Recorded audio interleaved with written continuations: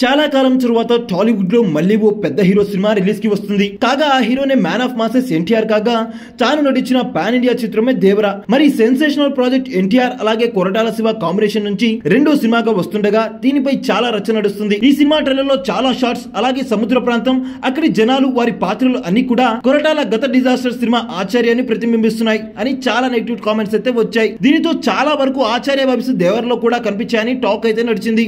ఆచార్యలా ఇది ఫిక్షనల్ ప్రాంతాలు కాదు అని దేవర సినిమా మొత్తం తమిళనాడు బార్డర్ దగ్గరలో జరిగే కథానటుగా కొరటాల రివీల్ చేశారు. దీనితో ఆచార్యతో ఎలాంటి లింక్ లేదని క్లియర్ అయిపోయింది. ఇక ఈ చిత్రం మొత్తం 3 సెంటిమెంట్స్ తో రాబోతుంది. అవి ఈ సినిమా హిట్ అవుతుందా లేదా అనేవి చూపించనున్నాయి. కాగా ఆ 3 చూసినట్టయితే రాజమౌళి సెంటిమెంట్, ఎన్టీఆర్ సెంటిమెంట్ అలాగే అనిరుద్ సెంటిమెంట్స్ ఉన్నాయి. రాజమౌళితో సినిమా చేసిన ప్రతి హీరో నెక్స్ట్ సినిమా డిజాస్టర్ అని ఒక బ్రాండ్ అయితే ఉండిపోయింది. దాన్ని దేవర బ్రేక్ చేస్తుందో లేదో తెలియాల్సింది.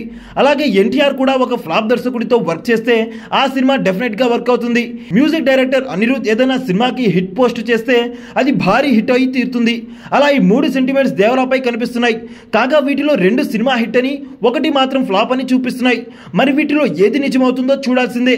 ఇక ఈ సెన్సేషనల్ ప్రాజెక్ట్ లో జాన్వీ కపూర్ హీరోయిన్ గా నటించింది. తాను ఈ సినిమాతోనే తెలుగు ఎంట్రీ ఇస్తుండగా తనతో పాటు బాలీవుడ్ నటుడు సైఫ్ అలీ ఖాన్ కూడా టాలీవుడ్ కి పరిచయం అవుతున్నారు.